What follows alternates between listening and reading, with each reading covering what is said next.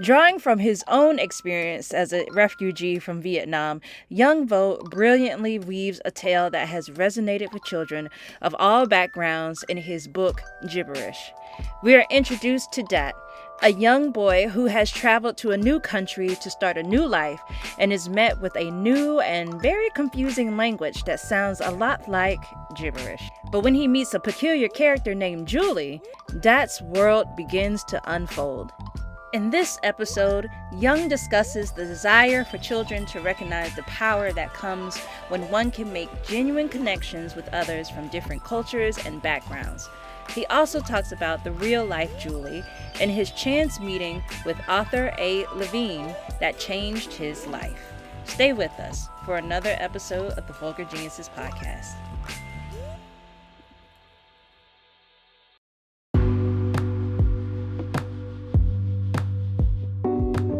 Are you currently looking for a bookstore that has a great selection of books? Well, Kizzy's Books and More is that bookstore. Visit www.kizzy'sbooksandmore.com to purchase your next book for our book club. Use coupon code VulgarGenius to receive 10% off the subtotal of your first order. What's up, everybody? Welcome back to another episode of the Vulgar Geniuses podcast. We are your hosts. My name is Denny. And I am Veronica. And this month we are celebrating all things AAPI. Yes, it's my month. Thank you. Thank you so much for coming. It's time to turn up, Denny Wayne. It's all about you, girl. Yes. In the collective. Today we have a I always say very special, but you are very special in our hearts. Yes, we have a tremendous writer that has joined us today. This is going to be our third children's author that we've had the honor and privilege to speak with.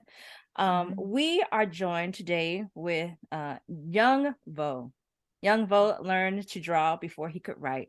He drew a lot of characters, then began to write stories for them. There were not many job choices that he could make, so he decided to be an animator, illustrator, and author. Now he writes and draws his stories before the sun rises, then animates during the day. His debut author/illustrator picture book, Gibberish, was named one of the best children's books of 2022 by the Washington Post and Kirkus. He is currently a lead animator at ZeniMax Online Studios, Microsoft, and you can learn more about Young Vo visiting his website at www.youngvoart.com. This is the best bio I have ever read. And we read a lot of them. I try so hard not to mess up people's bios when they come onto the show. But this one, when I was practicing it earlier, I was like, oh my goodness, this is like a little story that's being told. It's not like just like, oh, I went to Harvard and I did da da da da da. Like you are letting us know who you are and why you do what you do. And we cannot wait to get into conversation and dive deeper into all things gibberish and all things Young Vo. I'm going to pass it off to Denny. She's going to put you in the hot seat for a little bit. All right. It's not really hot, but we like to know about you. We're nosy. So your Instagram is very lively. You can make a simple post, but everything in your Instagram is animated. It's crazy. What was the most involved post that you have ever made that you can remember? Actually, first off, I want to say to Veronica, I couldn't get into Harvard if I tried. So just want to make that clear. Okay. But the hardest Instagram post that I've made is probably the one where after I was watching Thor Ragnarok, I decided, you know what, I want to turn myself into Thor. So I decided to basically animate myself like transforming into Thor. And that took a lot longer than I thought. I had to draw the armor, I had to draw a cape, and animating a cape, not fun. So yeah. So that's, if you guys look at that post, I actually transformed into Thor and I fly off. because I didn't want to animate anymore. I just wanted to like just end it. Yes, So I saw that post. Maybe that's how it works in the movie. Whenever they just like take off, the people are like, "Come on, we got to move the story along." You've done now in-person events in schools. How was that like for you?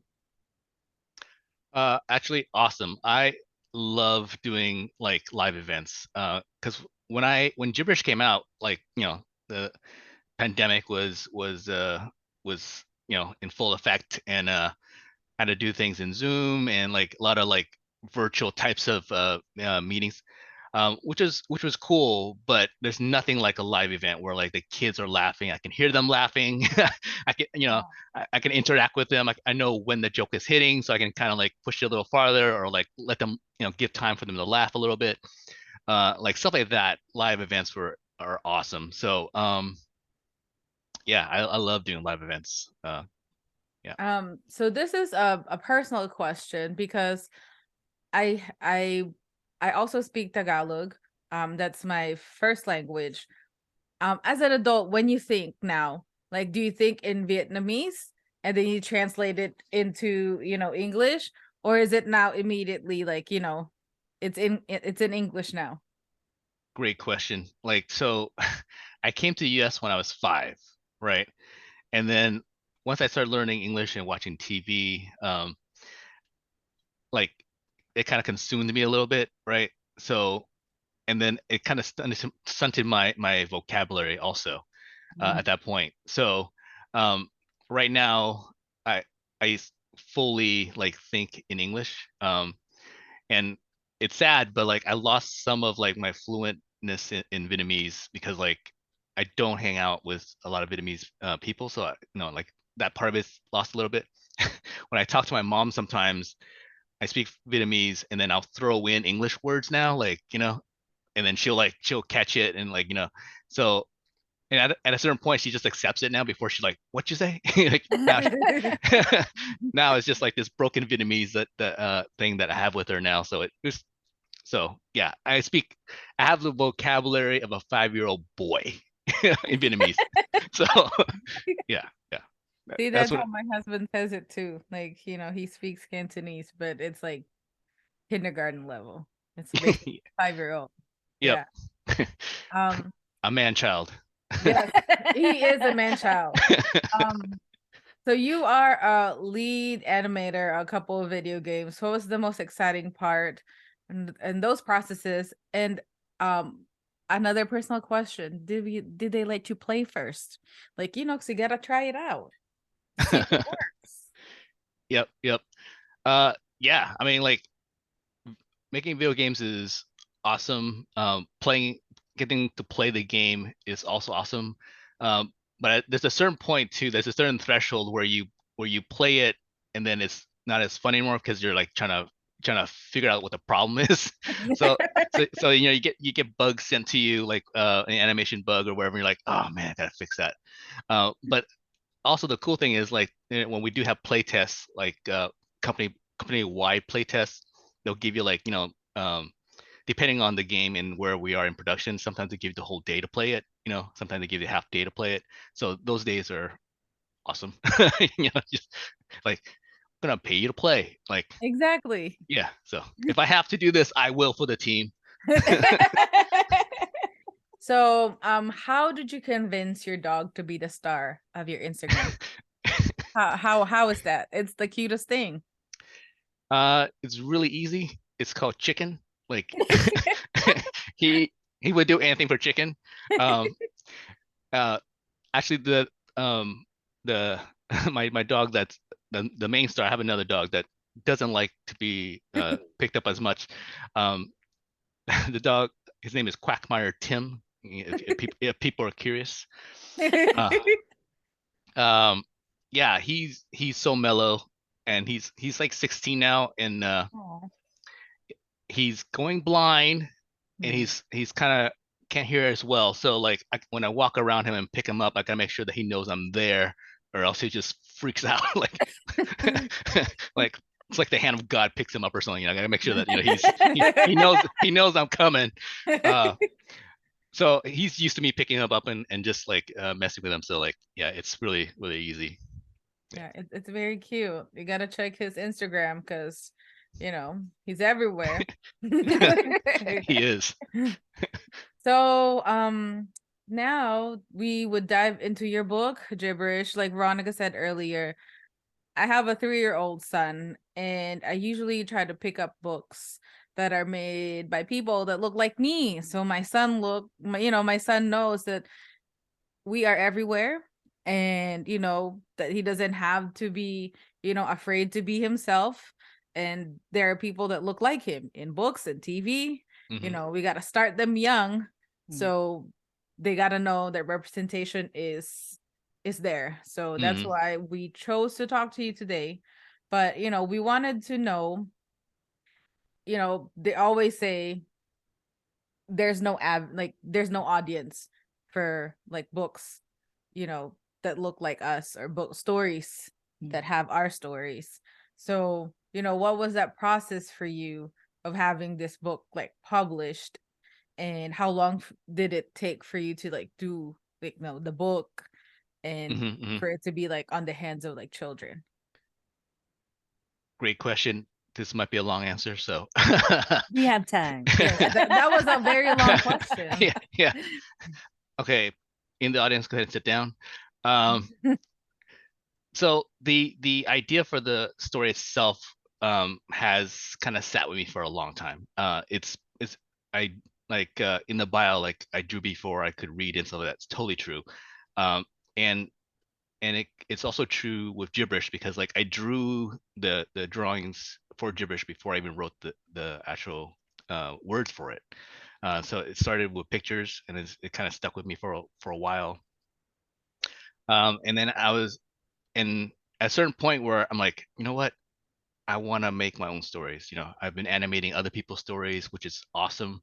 But at a certain point in every, I think, artist's life, where like, you know what?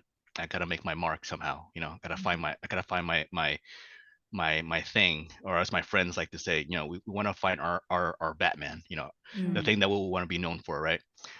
So that's how Gibberish, the idea of it, kind of came about. Me just trying to flesh out my own story, my own space in the world.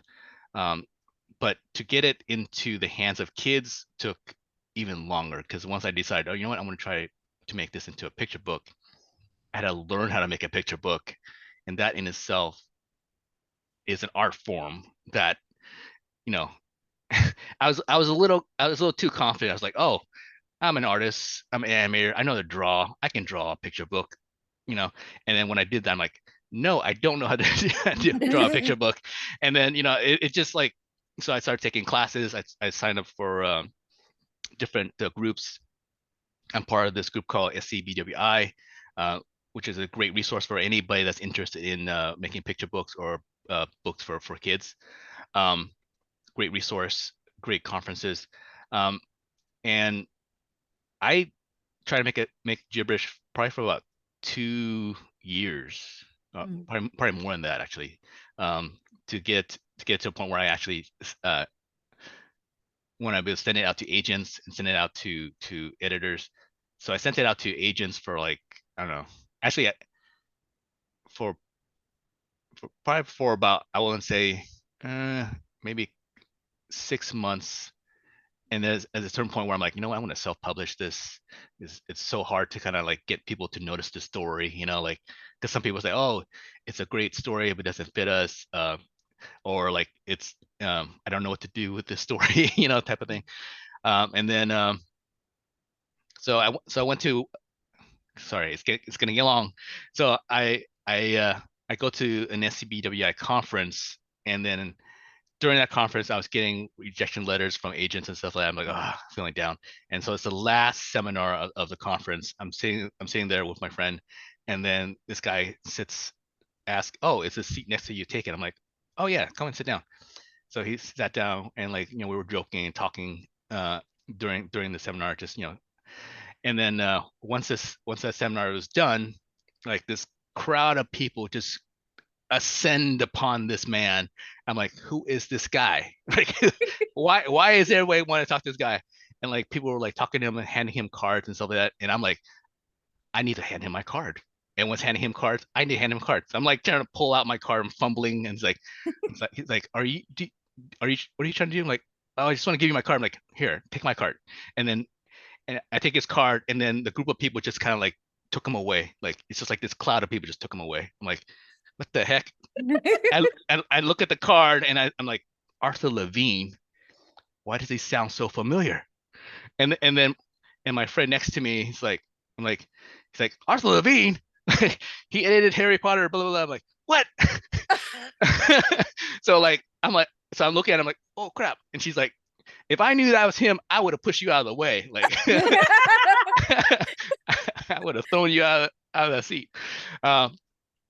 So I was I'm like just kind of dumbfounded, right? So after the conference, I emailed him, and then I just said it was nice meeting you, blah blah blah, talking to you, and then he said, and obviously I'm gonna say, oh, I have a book, if you're interested in looking at it, blah blah. And I told him about the book that I was currently working on, and then I told him about Gibberish, and I told him, oh, Gibberish is something that I was trying to do, but like it's just a story that isn't kind of working out, and blah blah. And he's like, actually, Gibberish sounds more interesting to me than your other book. And it's like, oh, tell me a little bit more about that. I'm like, oh, and I'm like, once he said, tell me a little more, I'm like, door is open. So at that point, like I was talking to him about it, and like he asked me, I think it was a kind of rhetorical question, but I didn't care. I was just gonna answer it anyways, and just kind of like and I was trying to keep the conversation going. Like I want to say probably like over 6 months. No, 9 months. It's like cause almost like a year when so this went on for like 9 months, and at a certain point I thought to myself, oh, it's not gonna happen. This is a dead end. And then around the 9th month mark, close to a year, the date is a little fuzzy, but he's like, you know what? You're young, let's do this. Let's make this book. And I'm like, what? So almost like 3 years of like trying to get this thing off the ground. Finally, somebody like said yes, but it was through 9 months of like just conversations, and certain points were like, he didn't respond for like 3 weeks, 4 weeks, and so I sent an email kind of like just poking, say, hey, how's it going, blah, so it was a rough go, but I think that but I believed in the story, and like and when it came out, I was surprised how much people enjoyed it. Like, so it's yeah. What kind of conversations were you all having? Like, were you like constantly like just following up with the book, or were you just like, yo man, did you catch that baseball game yesterday?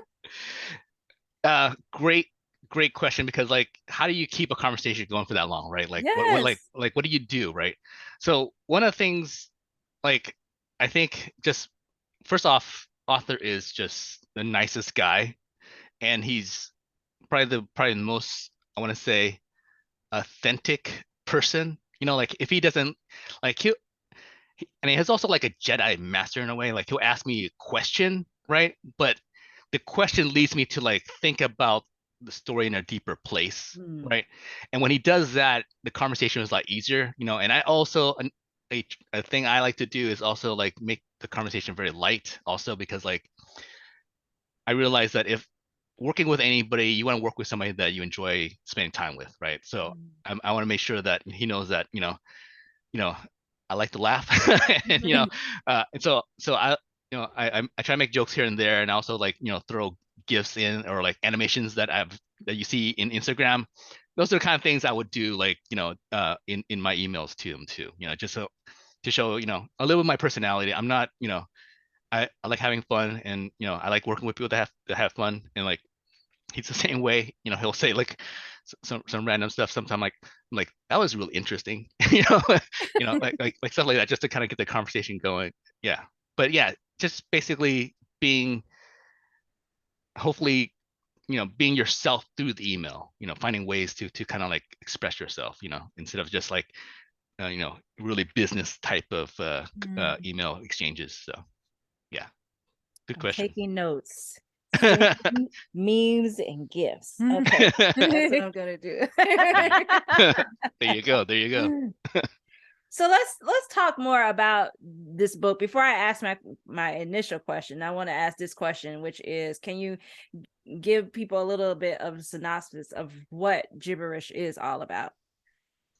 Absolutely.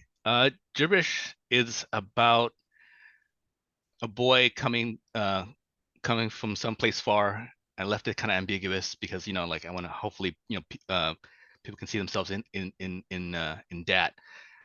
It's about a boy going to a new place, and the place he's going to, everyone looks really strange to him, and everyone sounds really strange to him, and he has to navigate through this strange new place that he's in, and then eventually he finds his way, with help, obviously. So yeah. Yes, it's a beautiful story. And like, I want to talk about the journey at the top of the book, with the narrator beginning to explain how Dad first took a boat and took a plane and soon a bus to start this new life. What did you want to convey to children about this particular part, the very start of his story? Like for me, the original idea was basically it's a refugee story, because like for me, I was a refugee coming to the U.S. And but then I also realized that it's also a way to show that people come to the U.S. or any country that immigrate.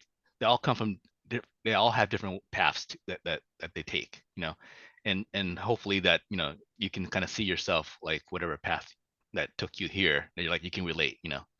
Can be a boat, can be a plane, or any other way. Yeah. Yep. Yeah. So you just said, you drew before you wrote. And obviously I understand that sentiment. Like, because English is also not my first language. You have to find ways how to communicate with people. How liberating was it to make the story of yours the backbone of like Gibberish? It felt great to be honest, like because like it was they always say, oh, write what you know, right? And it's a lot of truth to that. And like, but to write a story that you personally connect with, and, and to see that it connects with other people in different ways from your story is amazing. I've gotten letters from students from Ukraine. I got letters from students that are born in the U.S. I like they all like connect to the story in different levels, in different ways that I didn't anticipate. And it's from, but they connected it through my experience, though. And which was something that was amazing to kind of see, and also in some ways learn from too. I'm like, oh wow, this is as the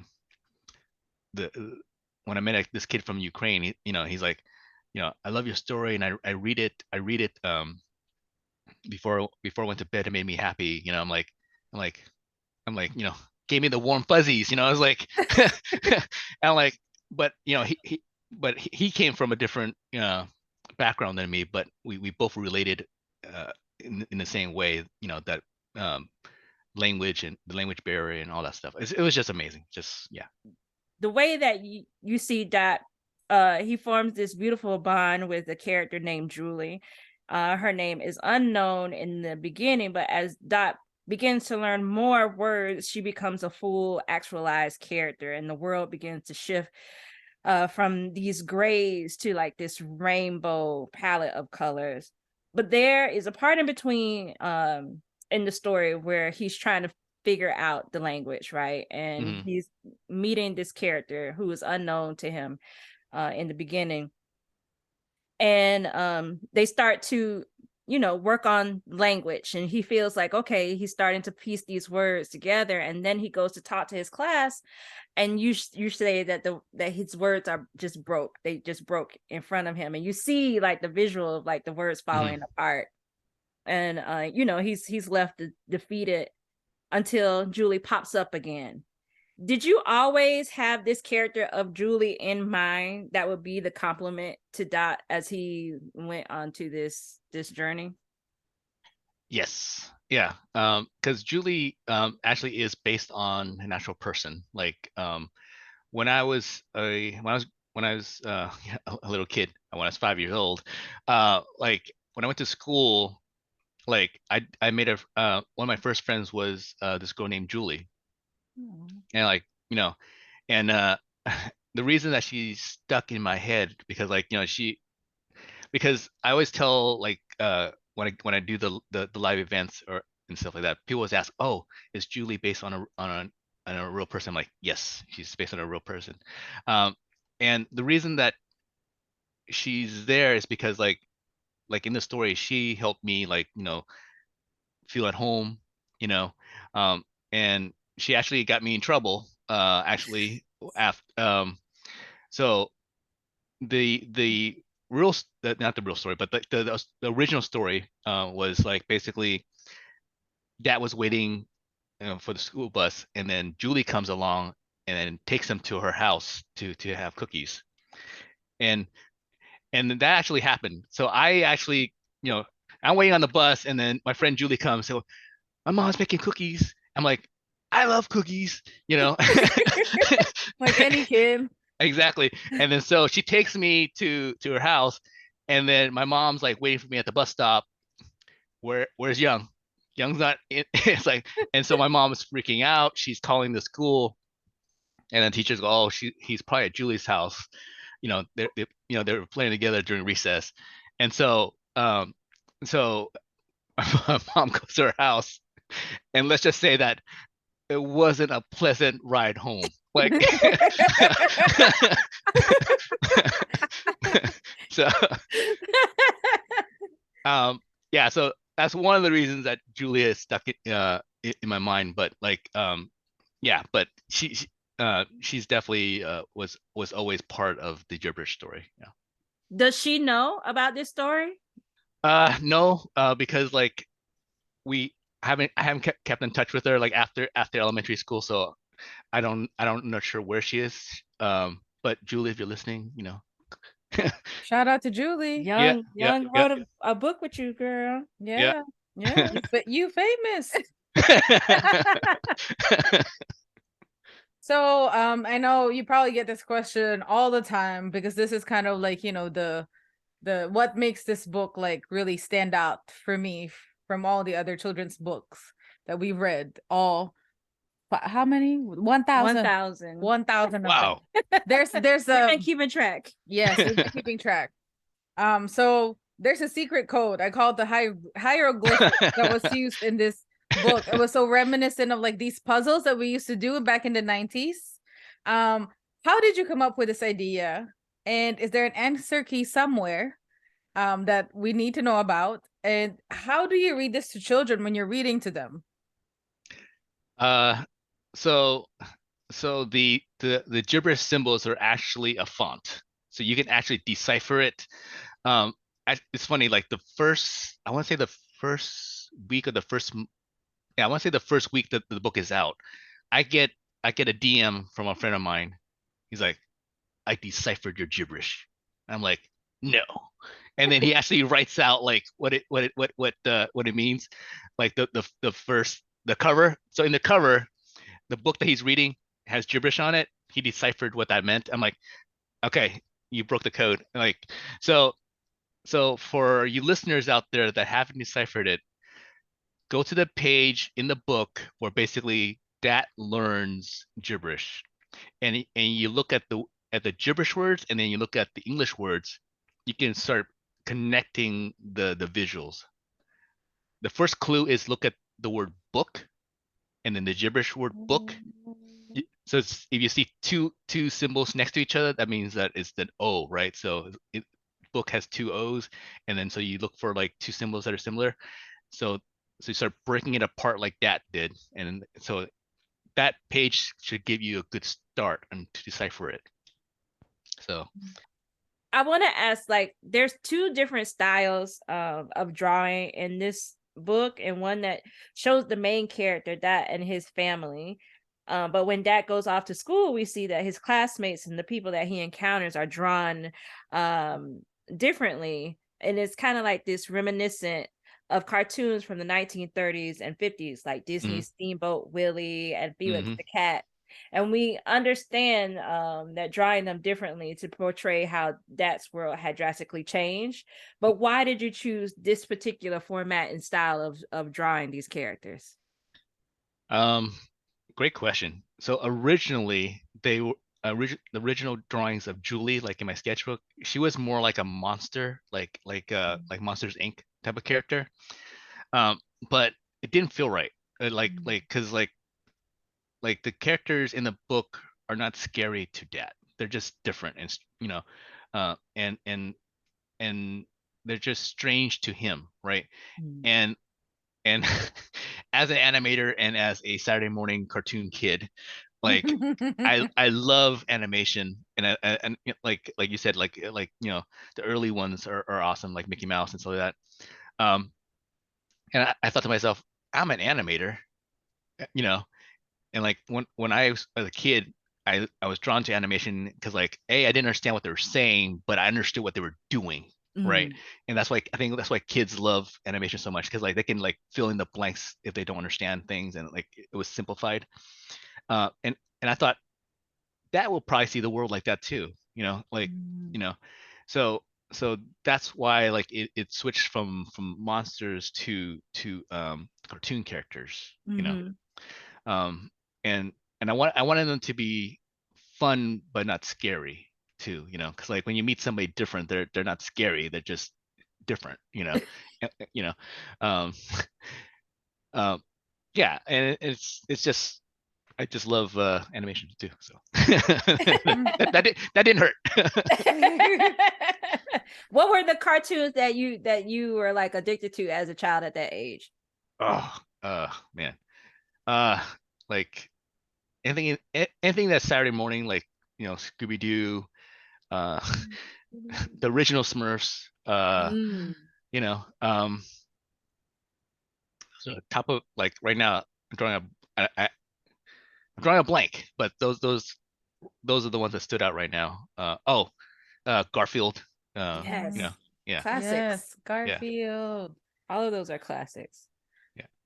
So like we've talked about earlier, we find it fascinating when children authors can write the most complex things and make them into words and illustrations that children understand, and especially also the adults that read to them understand.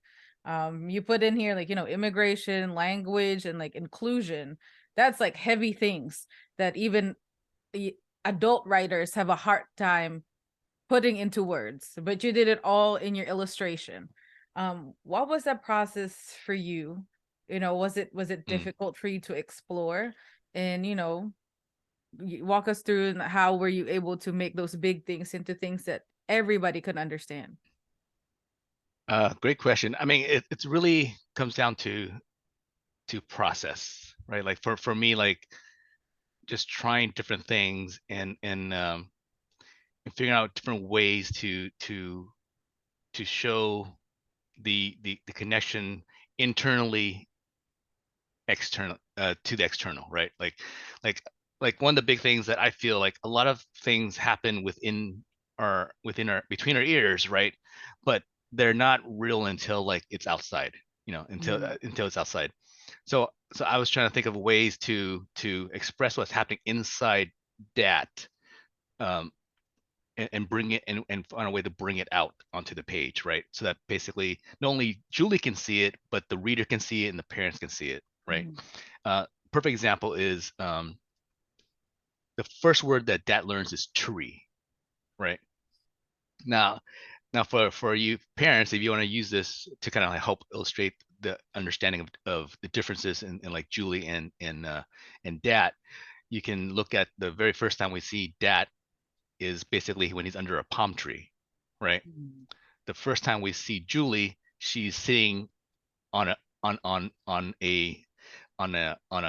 maple tree, right? And then when Julie draws a tree, she draws her maple tree, right?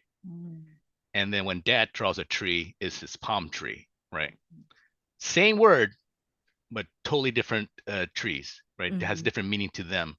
And so I wanted to show like their differences, how they see things differently, but at the same time, it's the same thing, because of what their experiences bring to what their perspective is, right? So I wanted, like, that was a very complex thing to illustrate, right? To show, come across. And it took me a while to kind of like make the connection between those different places, right?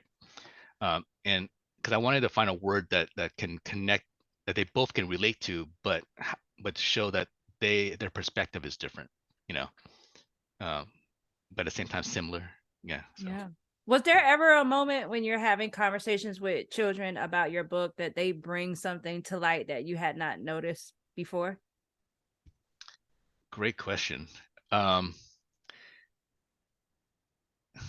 Like, yeah, I mean, not in like words, but like their reaction to the story, like in moments when I'm reading it, like their expression on certain moments, like when Dad is confused in the classroom, like for them, I didn't think it was gonna be that emotional, right? But for certain kids, like I could see them kind of tearing up a little bit, like, and I didn't expect that. I didn't expect them to be tearing up, like the section where, like, you mentioned earlier, where the words kind of broke and kind of fell from the books. Like this one kid, I could see was like visibly like emotional, like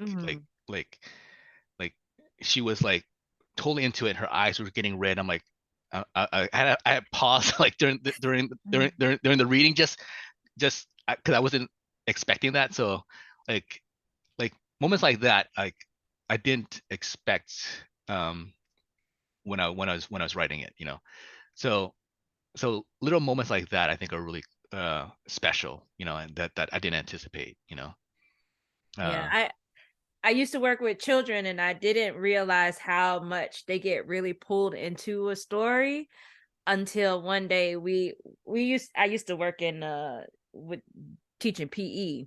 And so when it was cold, sometimes we would show a movie, and there was one movie, it would be like Matilda. And we got a call from the principal saying, you can't show Matilda anymore because there's one child who it just scares him so much. Oh, wow. Every time, because it would be a part where the, a bad character come in and all the children are laughing, but apparently it was causing him so much grief that we couldn't show the movie anymore. And it was in that moment where I realized, okay, some children really are like saying that this is real in their brains, and to have a child to connect with the story in that way of seeing, like, it's just a drawing, but just to know, like, oh no, like the words that he learned, he can't remember them. They just all broke. He doesn't know what to say. And it really pulls them, and it shows the power of what it is that you've written, right? And it's just remarkable. So, speaking of like, things that's memorable about you and your book, what is the most like thing that you remember, or I guess the most memorable experience so far, besides somebody actually like tearing up and crying? I just want to share my son's experience. He was like, oh, this is me, because he looks like the little boy, and he's like, oh, I have a friend, and because since my husband is Chinese, my son talks like in fake Chinese, like he has the intonation down, but he doesn't know all the words. So when he was reading your book, he was like, doing all the sounds, like the words and the intonation. And I'm like, Mommy, look, I told you I'm not talking fake Chinese.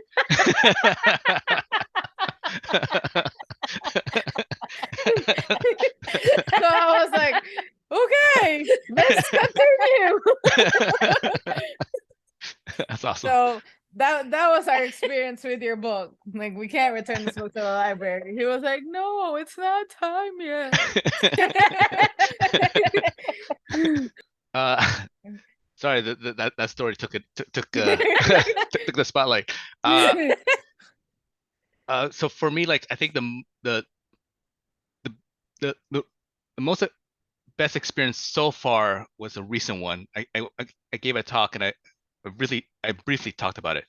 So when I was giving this talk in front of, like, an auditorium, I see this one kid in the audience, and like he's holding on to a copy of Gibberish. I'm like, he has his own copy. I'm like, that kid is cool. I need to talk to that kid. So afterwards, that same kid came up with his teacher, and she said, he is so excited that you're coming. He's been talking about you, blah blah. And then she says, yeah, he just came from Ukraine, and I'm like, what? Awesome. And then he is like, so I asked him, so how are you doing? How did you find the book? And then he started telling me, like, that this book is about him. And I'm like, tell me more, and like, and he's saying, he came, he did, he didn't understand. Everything sounded gibberish to him too, but now now he understands English, and now he has friends. And when he reads the book, it makes him so happy, and as a grown man, I was just trying to keep it inside, like when he's telling me this story, I'm like, be cool, man, be cool. Like, that's like inside, I was all emotion. I was like, oh my God, this is like why I wrote the book, Yeah.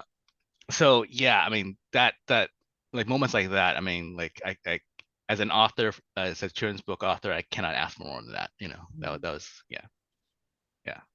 I think this is a perfect segue to this second to last question for you, which is I don't know why this conversation has been so emotional for me. Veronica's been crying since question number 5. But when you think about legacy and what you will leave behind, what is the most pivotal thing that you want not only young readers, but parents, educators, and anyone else that comes across this book to receive? Well, that Veronica, is a deep question. Wow. I think, I mean, the reason I wrote the book is for people like Dad and for people like Julie, right? So the big takeaway is that like, people need to be brave like Dad, and not and to go to a new place and find your place and find your home, right? And then on the other side is Julie, be brave like Julie and reach out to somebody that is lost and that needs help, you know, because, like, I think both people are there, and if we can be one of those people, why not?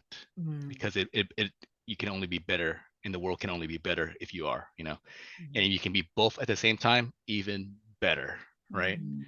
So that's what I hope people take away from the book, is that, be like Dad and be like Julie, and be both if you can. See, and this is why this book is one of the best books in 2022 for children. I wish I think, like, they keep the reviewers for Kirkus a secret, but I wish we could know who reviewed it, just to ask them, like, were you in a puddle of tears like me in the conversation, like, after reading it? Wow, this is such a good book. But we are at the point of the conversation where we like to ask all of our guests that come on the show this last question, the last and final question. Dun dun. The lights come down, they're low. We want to know your top 5 favorite books of all time, or we give you option. If you can do your top 5 of all time, we like to know the top 5 things that you're very excited about. So if you know someone that has a book that's coming out, or something that you've read, or if it is a video game or anything animated that you want people to know that they need to like go and zero in and watch or read, give us what you got. Ooh, okay. Book wise, a book I read recently, actually, The Midnight Children, really good. Charlotte's Web, obviously, it's really good. Oh, a book that I read like often, not often, but like sometimes when I need inspiration in terms of writing and stuff like that, is uh, Cricket in Times Square.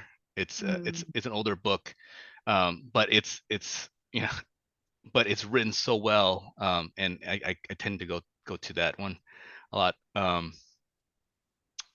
But in terms of animation though, Miyazaki, and like anything that anything that Miyazaki has done is like, actually that's a good that's something that what he does in his stories is what I want to do in my books, and it's basically it all his movies makes you feel like a kid, and like I don't know what it is, but it makes you feel like a kid, and it makes you curious and makes your imagination just explode, but at the same time there's so many deep levels to his stories.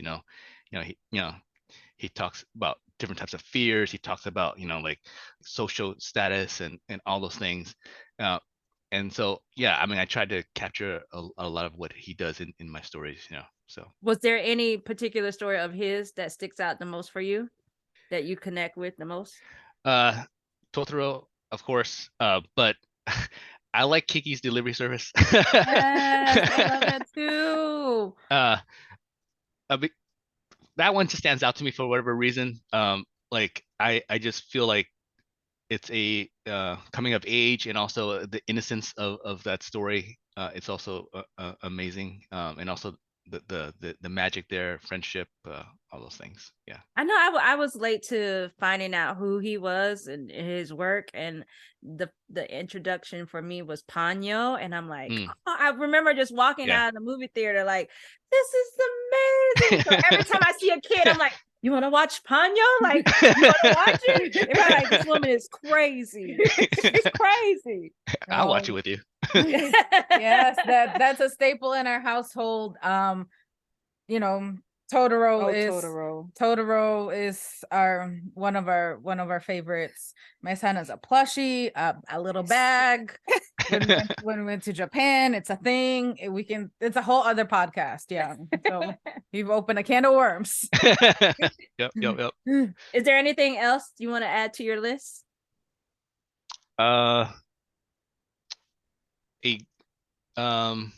This Is Our Pact is a great graphic novel that I read recently. What is it about? It feels a little bit like Miyazaki, basically about two boys that go on like they're on this race with other kids, but they wind up being only two that actually keep going, and they run into a bear on the road that talks, and that is looking to catch fish, and then it goes on to this crazy adventure, and then they come back to their town, but that also is a really powerful story. It sounds weird, I know, but give it a try. Yeah. Well, Young, I just want to say thank you so much for joining us to talk to us about your book and about your life and the story behind Gibberish. It was such a delightful book to read, and we are so grateful for you to have shared your story within this story that we hope that everybody gets a chance to read. Yes. This is when I know like a book for me is really good, is when you gift it, right? So this has been my plan in my head that I haven't talked about, but my sister is getting married to my future brother-in-law, and he is Vietnamese, and he was also, like your story, he was born in the Philippines and then traveled to the United States. And I told myself, when the time that they have a child, this would be probably the first book that I would give to them to read to their child. And that is a secret that I haven't shared because I was like, but now everybody knows. Don't touch my idea. It's mine. Think of your own. Everyone buy the book and give it to her brother-in-law. Yes. Nobody do that. Think of your other story, okay? Share it with Young though. He'll feel really good about it. But yes, thank you again for joining us and being our feature for AAPI. We could not have asked for a better book for us to highlight this year. And again, thank you for speaking with us and sharing this space. And we cannot wait to see what other things come from out of your brilliant mind into the hands of, be it the adults or the kids, whatever it is. Yes, so thank you. You take care. Thank you, Young. It's been a pleasure. Thank you. Same. Really fun conversation, guys. We'll see you on the internet. Yeah. That's right. Follow me on Instagram. All right, take care. Okay. Bye. Bye. Good night. Night.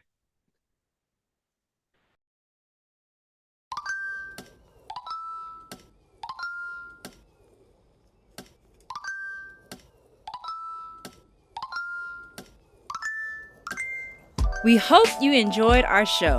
Make sure to follow us on Twitter and Instagram at The Vulgar Geniuses. Our theme song that you're nodding your head along to was produced by Sean Kantrowitz. You can follow him on Twitter and Instagram at Sean Dammit. That's SeanDammit. Make sure to like, comment, and subscribe to our podcast. See you soon. Deuces.